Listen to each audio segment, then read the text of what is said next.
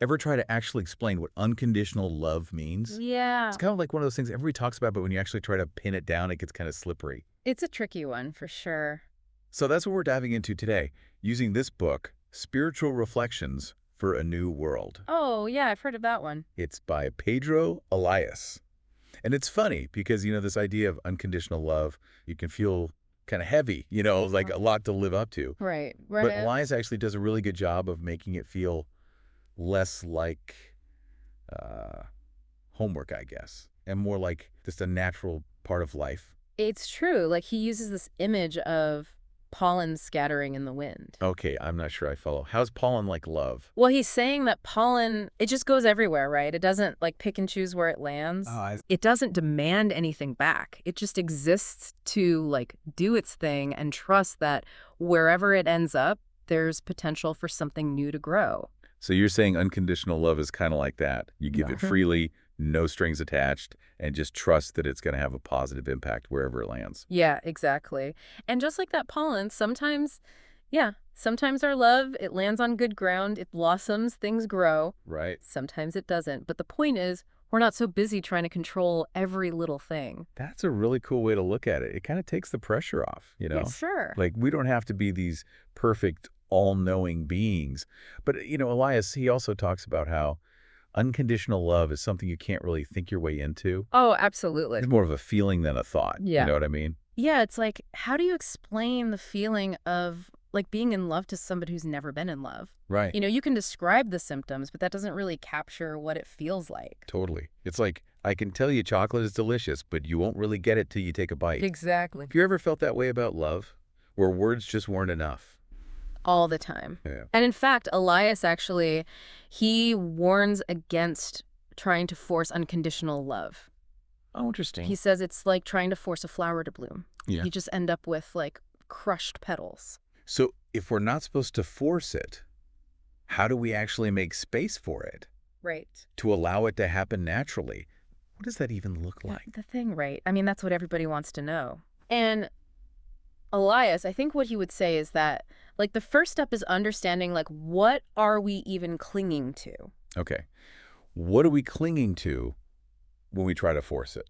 Expectations, we have this whole like picture in our minds about how love is supposed to look, how it should be reciprocated, what we should get back out of it. Oh, I see what you mean. Yeah. It's like, okay, well, if I do this nice thing, then in return, they're obligated to Exactly. respond in this specific way. Right. And if they don't, well, then it wasn't real love. Yeah. It's like, wait a minute. Right. I thought this was supposed to be unconditional. And suddenly there are all these strings attached. Exactly. So how do we get rid of the strings? Right. How do we untangle that? It's Yeah. like our brains are basically like expectation machines. Mm. It's hard to just shut that off. It is. It is. And Elias isn't saying that like we should all just like, turn off our brains and become robots. Right. But he is saying we got to be more aware of it. Oh, okay. Like notice when you have those expectations. Like, Yeah. well, if I'm supportive, then they need to. Right. And then hit pause. It's like a mental reset button for your heart. Yes. Yes. I Exactly. love that. So it's less about if I do X, then they'll do Y, and more about what. How do you even approach it then? Approaching the whole thing with open hands. Oh, okay. Instead of like clenched fists, I like it.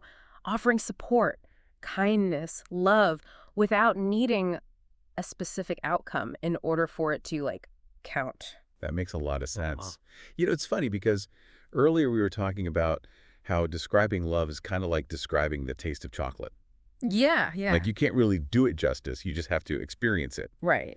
But this whole letting go thing, I feel like I'm actually starting to get a little taste of what that might feel like That's awesome. in real life, That's great. And that connects back to something we were talking about before, this whole idea that unconditional love is something you embody. Right. It's not just an idea. Yes. And I think that's where it gets really confusing. Totally. Like, okay, that sounds great in theory, but how do you actually embody it? Yeah. How do we take it from this kind of like abstract concept to like concrete actions in our lives? Well, think about a time when you saw someone else do something really generous, like truly generous. Right. Maybe they helped a stranger, like no hesitation. Right. Or a friend offered support and they didn't need anything back. Yeah, I can picture few times that's happened. In those moments, there's just this feeling, this like quality of presence and selflessness. You can almost feel it, right? Right, right. And it's not always like, these big dramatic gestures. It's Well, the little things, okay. the everyday stuff where we choose to show up with an open heart. So it's less about, like, trying to be Mother Teresa and more about just making those small conscious choices Yes. to be a little kinder, a little more compassionate in our everyday lives. Exactly. And the more we actually do it, the more it becomes just who we are. It's not even effort. It's just like, this is how I am. Okay. Yeah, I'm starting to see how it all fits together now.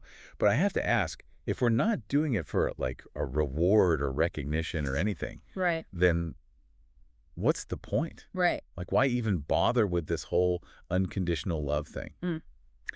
It's funny because, we've talked about like how to cultivate unconditional love and how letting go of expectations is so important.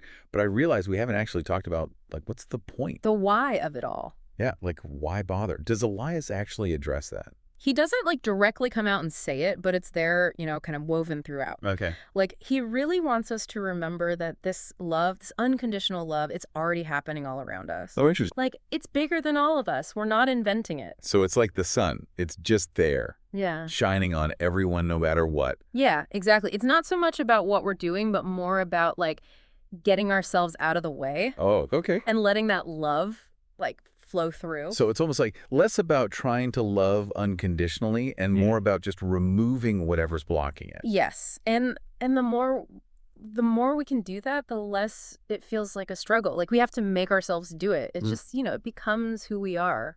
It's funny, we keep coming back to that pollen analogy.